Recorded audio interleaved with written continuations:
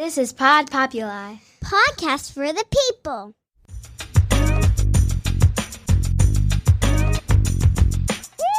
The Great Love Debate. It's the Great Love Debate. The Great Love Debate. It's the Great Love Debate. Hi again, everyone. It's Brian Howie. Welcome to The Great Love Debate, the world's #1 dating and relationship podcast since 2015. We are here in the lovely studios of Pod Populi, podcast for the people, in Scottsdale, Arizona. This podcast, I got an alert. We were #2 on the podcast charts in Malta last week. So I had to do some Google. I had to do some Wikipedia. And a couple of fun facts. Malta is the world's 10th smallest country in area, but is the 4th most densely populated country. So we're very, very popular in Malta. Appreciation to all the Maltese people. I might have to do a show there. And if you're wondering where Malta is, there's Italy, and then there's Sicily off the toe, and then Malta is off the toe of Sicily. So in case you didn't know that. So appreciate all the Maltese love that we get out there. So speaking of love that we get out there, I got an email from someone named Timothy, not Tim, the full Timothy.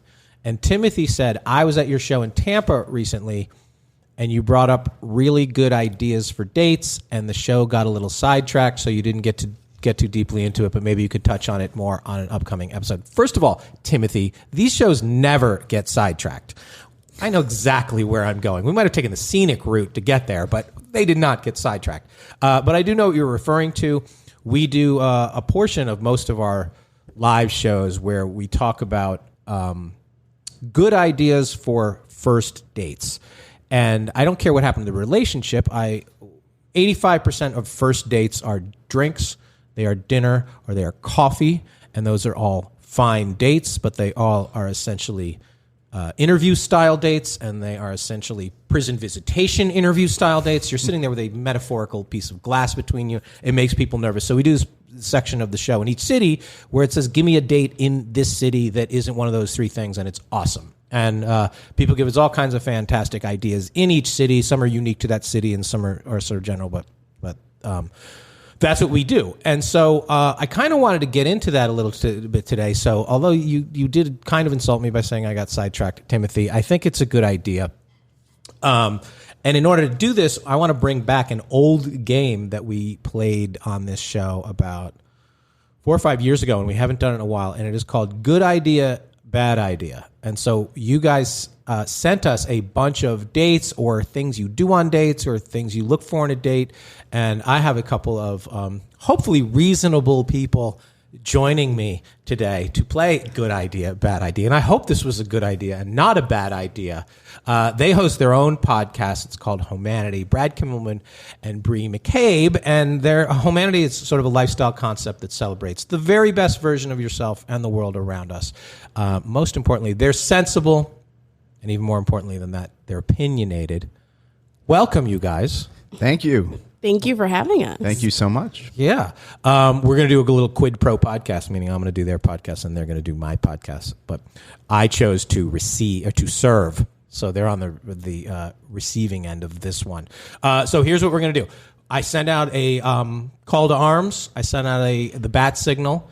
And I said, give us sort of your current state of the date and what you like to do and how you like to do it. And I'm going to read half dozen or so of these, and we are going to kick them around and assess whether they are a good idea or a bad idea. And they go in a few different directions. Does that make sense? That sounds I love really, that. You are really judge. fun. You are judge and jury on these people. So we don't have to agree, but there's some layers to a few of these. We got a ton of these. So we chose some that sort of aren't necessarily where all three of us are going to agree on it, and there's probably some layers to it, but we're gonna kick them around and see what we can do here. So first one from Megan in Durham, North Carolina. Let's face it, I'm not bright.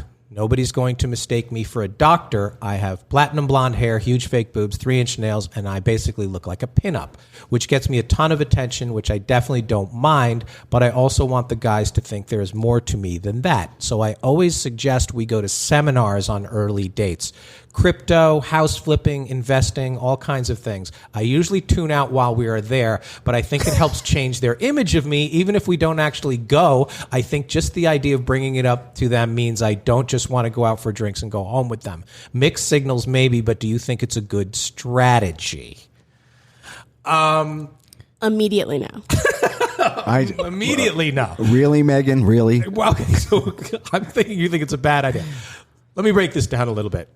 She has a persona that is she's putting out there. If you're like, I am putting out this pinup look, which I know a lot of women who do that. It's a certain look they're going for. Yeah.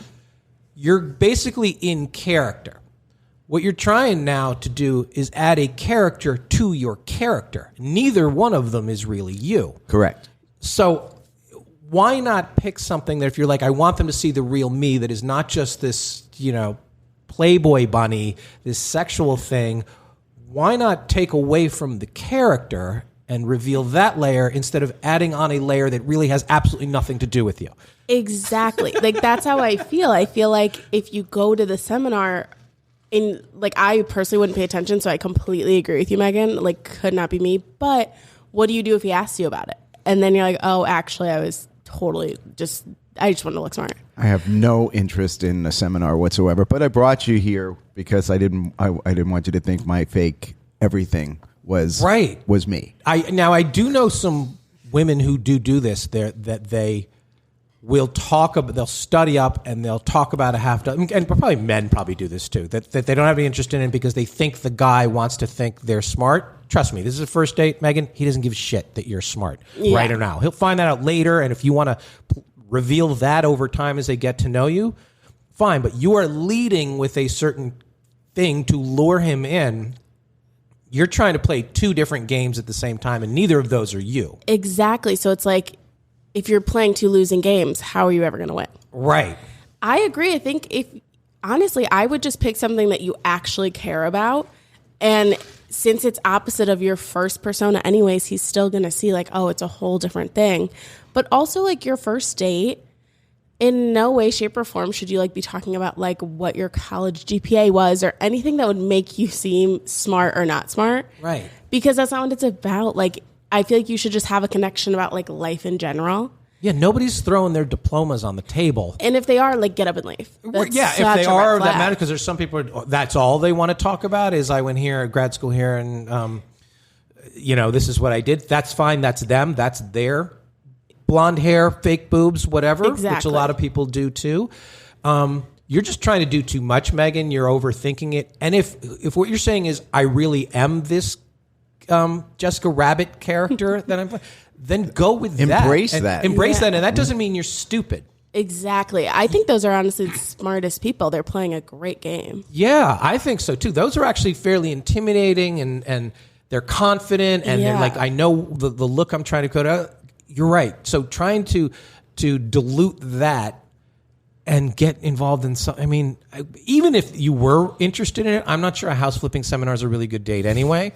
Listening to somebody else talk who's not either of you is just not a good idea. I'm just like picturing like those big ballrooms with like the uncomfy chairs and like the little plastic water cups and like people fanning themselves. The with lighting is bad.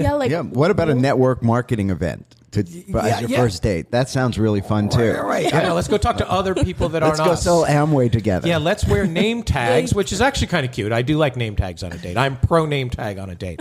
But yeah, the environment is bad. You already admit you're tuning out. He can't wait for this to get over so he can get to the drinks and the nails and the hair and the rest. And all the other stuff she's putting forward. Yeah, so and all to speak. The other stuff. So I just want to send Megan to my therapist.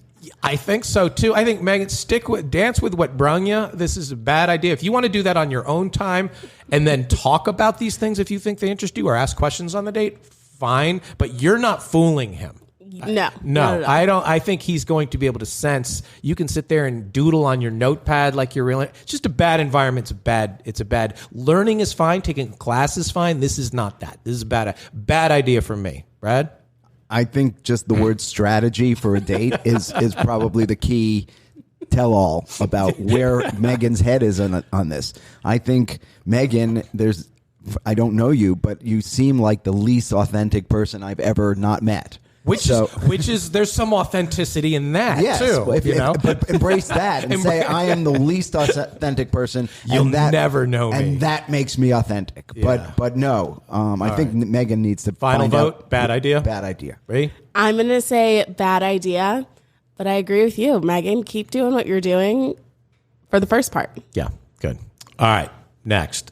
This is from Ben. He sent it via our Facebook page. Brian, 2 things. First of all, I asked a girl to a wedding on a first date. I thought it was going to be fun.